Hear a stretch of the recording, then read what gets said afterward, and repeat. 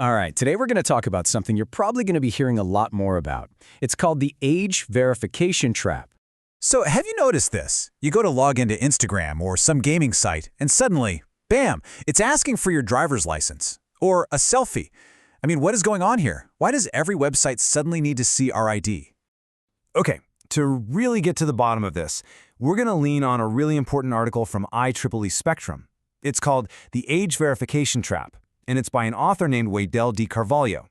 Now, he's the director of research and a consultant at a place called Cinderpoint, which basically means his whole job is to figure out the nitty-gritty technical fallout from laws like these. And let me tell you, he makes a really compelling case that these new rules come with some, let's just say, some pretty massive hidden costs for all of us. You know, on the surface, the idea seems pretty good, right? It's all about protecting kids online from harmful stuff, which we can all get behind. But here's the problem, and it's a big one. When you force platforms to act as bouncers, checking everyone's age at the digital door, you push them into using some seriously intrusive technology, and that has real consequences for everyone's privacy. So how are these companies actually supposed to do this? Like, what are the tools in their toolbox? Well, it really boils down to two main options. First, there's what we call identity-based verification. This is the straightforward one. You upload your driver's license, your passport, some kind of government ID. It gives them certainty, for sure, but man, it also creates this huge security headache. The other option? That's inference. This is the AI-driven approach where a system tries to guess your age based on, your online behavior or by doing a quick scan of your face. And here's the trade-off right here. Inference means you don't have to hand over your ID, but you're trading certainty for probability. And a system based on probability is a system that's literally designed to make mistakes. And this is what it actually looks like for you. It might start out simple enough. You just type in your birthday, but then things escalate. An AI might want a video selfie to analyze your face, or it'll start looking at your online activity. If it's not super confident you are who you say you are, boom, it bumps you up to the next level and asks for your ID. But it doesn't even stop there. This isn't a one-and-done check. It becomes this recurring test. You get a new laptop, log in from a different country, you could get flagged all over again. What starts as a simple checkpoint quickly turns into what feels like constant tracking.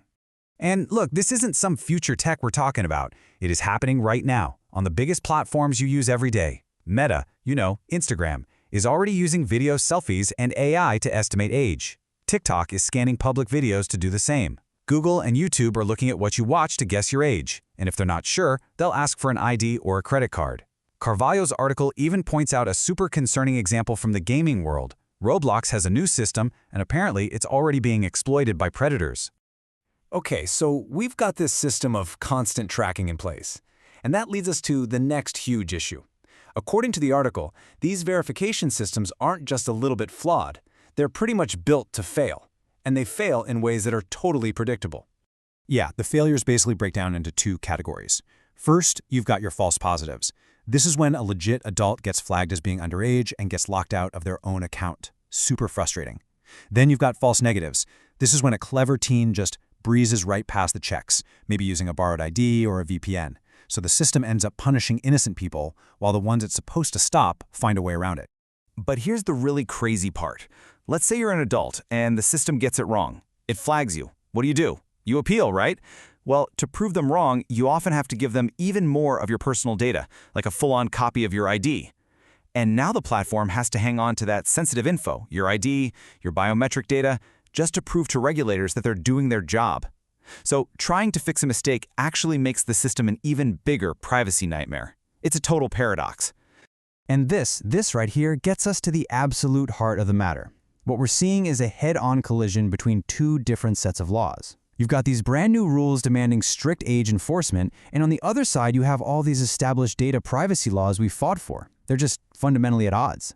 And this brings us back to that key concept from the article, the one Carvalho calls the age verification trap. It's this simple but powerful idea. When you demand super strong, strict enforcement of age rules, you make it basically impossible to stick to modern privacy principles. You can't have it both ways. This chart lays out the conflict perfectly. On one side, you have data privacy laws that preach data minimization, only collect what you absolutely need. But age enforcement demands the opposite, data retention. Keep everything, keep logs, keep evidence. Privacy law says purpose limitation, use data for one thing and one thing only. But age enforcement requires continuous monitoring. You have to keep tracking users over time.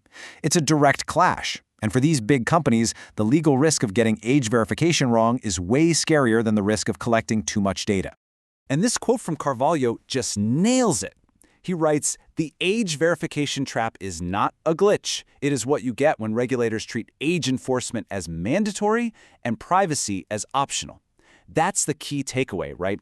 This mess isn't some accident or a bug in the system. It is the direct result of the choices our policymakers are making. And this problem gets even worse. The article points out that if you look outside of, say, the US or Europe, this trade-off between safety and privacy can become downright dangerous. In some places, it's a direct path to deeper surveillance. Take Brazil and Nigeria, for example. In a lot of countries, many people don't have formal digital IDs. Plus, it's really common for families or friends to share a single phone or computer. So how can a platform verify age? They can't rely on IDs. So what's the solution? They double down on more aggressive facial scanning and behavioral tracking. It's a total paradox. Having weaker official identity systems actually leads to more surveillance, not less. So all of this leads to a pretty fundamental choice that, frankly, we seem to be trying to avoid. This whole debate, it's about way more than just protecting kids. It's about what kind of internet we're building for everyone. It's about identity, it's about privacy, and it's about who gets access to the digital world. So let's be really, really clear. The argument the author is making here isn't that we shouldn't protect children. Of course we should. The argument is that we need to stop pretending that we can have this perfect, ironclad age verification system without a massive, massive trade-off for everyone else's privacy and right to be anonymous online. And that really leaves us with one final and I think pretty critical question to think about. In this very important mission to protect children, are we accidentally building a digital world where nobody can be anonymous? A world where every single one of us, adults and kids, has to constantly prove who we are just to log on? That's a huge question, and it's one we really need to start talking about right now.